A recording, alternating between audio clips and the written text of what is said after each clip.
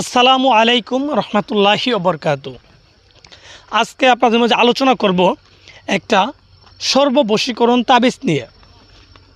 সর্ববশীকরণ তাবিজ মানে হচ্ছে সর্বব্যক্তিকে বশ করা, ছেলে অথবা মেয়ে, হ্যাঁ, যে কোনো দূরে অথবা কাছে যে কোনো ব্যক্তিকে এই তাবিজের মাধ্যমে বশ করতে পারবেন, মানে বাধ্য করতে পারবেন। আর এই বশ করা মানে হচ্ছে যে ব্যক্তির জন্য এটা করবেন সেই ব্যক্তি আপনার কথা শুনবে, আপনি যা বলবেন আপনার কথা মতোই চলবে, আপনার কথার বাইরে সে কখনো যাইতে পারবে না। এটাকেই মূলত বলে বশ করা বা বাধ্য করা। যেমন ধরুন আপনি একটা মেয়েকে ভালোবাসেন কিন্তু সেই মেয়ে আপনাকে ভালোবাসে না বা পছন্দ করে না, বা কোনো একটা মেয়ে আপনার সাথে মানে ভালোবাসার অভিনয় করে আপনাকে ঠকায় গেছে, তো তাকে যদি আপনি পুনরায় ফিরিয়ে আনতে চান, আগের মতো করে পেতে চান, তাহলে আপনি এই তাবিজটা তার জন্য করতে পারেন। এই তাবিজটা করার ফলে সেই ব্যক্তি আপনার প্রেমে উতলা হয়ে যাবে, আপনি তাকে যা হুকুম করবেন তাই মানতে সে বাধ্য থাকবে। একরূপভাবে কিন্তু কোনো মেয়ে যদি কোনো ছেলের জন্য করে, কোনো ছেলে ভালোবাসা পাওয়ার জন্য, বা কোনো ছেলে একটা মেয়েকে ঠকায় চলে গেছে, তো সেই ছেলেকে যদি সে পুনরায় ফিরিয়ে আনতে চায়, বা আপনার বিবাহ করা স্বামী আপনাকে পছন্দ করে না, অন্য জায়গায় পরকীয়া করে অন্য জায়গায় বিয়ে করছে, তো তাকেও যদি আপনি ফিরিয়ে আনতে চান, আপনি কিন্তু এই তাবিজটা তার জন্য করতে পারেন। এর জন্য কিন্তু এটাকে সর্ববশীকরণ বলে। আর সর্ববশীকরণ মানে হচ্ছে সবার ক্ষেত্রে সবার জন্যই এই তাবিজটা কার্যকরী একটা তাবিজ। এই তাবিজটাকে আমি মহাতাবিজ বলি। মহাতাবিজ বলি কেন জানেন? এই তাবিজটা যত ভার কাজ করা হয়েছে, একটা ভারও এই তাবিজের কাজ মিস হয় নাই। যত ভার করা হয়েছে তত ভারী এই তাবিজটা কাজ হয়েছে 100%। এর জন্য এটা আমিকে সর্ববশীকরণ এবং মহাতাবিজ আমি বলি। তো ভিউয়ার্স, যারা এরকম সমস্যায় আছেন যে কোনো ব্যক্তিরে বশ করতে হবে, ঠিক আছে, এই বশ করার জন্য আপনি বিভিন্ন তান্ত্রিক কবিরাজের কাছে গেছেন, সবাই আপনাকে বিভিন্নভাবে ধোঁকা দিছে, কিন্তু কেউ কাজ করে দিতে পারেনি। যদিও কেউ করে দিতে পারছে, হয়তো ক্ষণিকের জন্য, চিরদিনের জন্য না। তো আর আপনি যদি এই তাবিজটা নিজে করেন, যদি তাবিজ ভালোভাবে করতে পারেন, হ্যাঁ, একবার যদি বশ হয়ে যায়গা, সেটা সারাটা জীবনের জন্য আপনার কাজ হয়ে যাবে। মৃত্যুর আগ পর্যন্ত সেই ব্যক্তি আপনার কথা মতো চলবে, আপনি তাকে যা হুকুম করবেন তাই সে পালন করতে বাধ্য থাকবে। তো ভিউয়ার্স, যারা করতে চান তারা কিভাবে করবেন আমি আপনাদের বিস্তারিত বলে দিব, আপনারা মনোযোগ সহকারে শুনেন।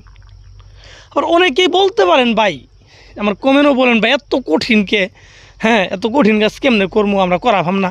আরে ভাই, একটা মানুষ হয়ে আর একটা মানুষকে বাধ্য করা, একটা মানুষ আর একটা মানুষকে বশ করা, এটা কি কখনো সহজ কাজ বলে মনে করেন আপনি? এটা কি সহজ? কখনোই সহজ না। আর আমার কাছে সবচেয়ে কঠিন কাজ হচ্ছে মানুষকে বশ করা। এটাই আমার কাছে কঠিন, কারণ এই কাজে পরিশ্রম বেশি, খরচটাও বেশি পড়ে জায়গা। তো যাই হোক, আমি এর কথা বাড়াচ্ছি না। কীভাবে আপনারা এই তাবিজটা করবেন আপনাদের আমি মূলমন্ত্র মানে সঠিক নিয়মটা বলে দিচ্ছি, আপনারা মনোযোগ সহকারে আমার কথাটা শুনেন। প্রথমত তাবিজটাকে আপনারা ভালোভাবে দেখে নেন কোন জায়গায় কী লেখা আছে। তাবিজটা একটা ডায়েরিতে আলাদা করে লিখে নেন, একটা পাতাতে লিখে নেওয়ার পর যে কোনো একটা শনিবারের দিন গিয়ে রাত্রেবেলা এই তাবিজটা লিখবেন। রাত্রে 8টা থেকে 10টার ভিতরে তাবিজটা লিখে শেষ করবেন। এবং এটা লেখার জন্য যে কোনো একটা কবরস্থানে যাবেন। কবরস্থানে গিয়ে কবরস্থানের উপরে বসবেন, সাদা কাপড় বিছায়া, সামনে মোমবাতি আগরবাতি এগুলো ধরায় নেবেন। ধরায় নেওয়ার পর আপনি এই তাবিজটা লিখবেন। এই তাবিজটা কার ভিতরে লিখবেন?